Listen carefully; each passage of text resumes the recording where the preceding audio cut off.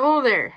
This is Sarah Anderson. We're going to be talking a little bit about the controversy between fundamentalists and modernists, specifically as it relates to Dr. J Frank Norris. And now we're going to be talking about two parts of his legacy. One, his violence and his controversial legacy in that regard, and then also just how he was seen as a fundamentalist, just a little bit. So the first thing I want to talk about is the fact that his name is often tied with violence and just militant action. A lot of the headlines, whether it was primary sources and the secondary sources inspired by the primary sources, noted that he was violent and he had militant tendencies with his fundamentalism. Barry Hawkins, The Strange Career of J Frank Norris, or Can a Baptist Democrat be a Fundamental Republican?, goes on to explain that he was often associated with violence. He was said to have dictatorship or dictatorial tendencies in his church. In fact, one point in the article, it talks about how his congregation was struggling because he would not let anybody else have authority in his church besides himself.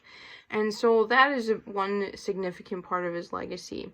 This whole principle is upheld in these two newspaper articles that I found. One in the Brownsville Herald, printed in 1926. The headline says, "Militant fundamentalist pastor will face trials on Monday on charge of murder. Career of Norris has been replete with turmoil." And so as this article goes on to explain the violence and the militant actions of Norris, it also talks about his legacy as a pastor and a preacher and the legacy of his church and details such as that. Another article from the Washington Post has the headline that says, "J.F. Norris, noted pastor, kills a man in Texas." I mean, that headline just itself kind of gives you an idea of, like, we're talking about a pastor here that killed a guy. And you see how that can kind of end up making just really painting quite a mental picture for people. Further, this article goes on to talk about his violence, again, similar to the other one. His legacy as a pastor being brash and kind of ruthless.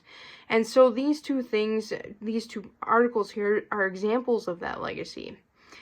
Further, and beyond that, the other part of his legacy is just how he was as a fundamentalist. So Hankins describes in his article that where Norris was born was an area that was predominantly known as, if you were born there, you were a Democrat and you were a Baptist. There was nothing else, really.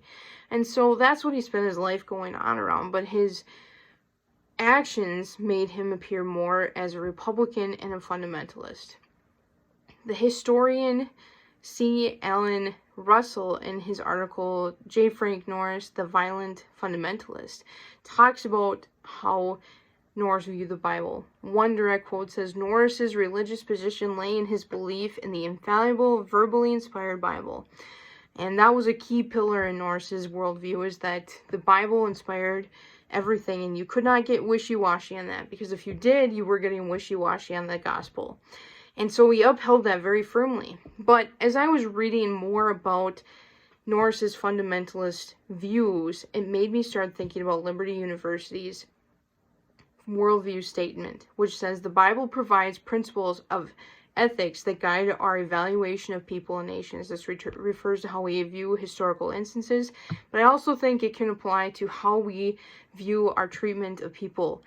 And so we're talking about Norris and his passion for the Bible.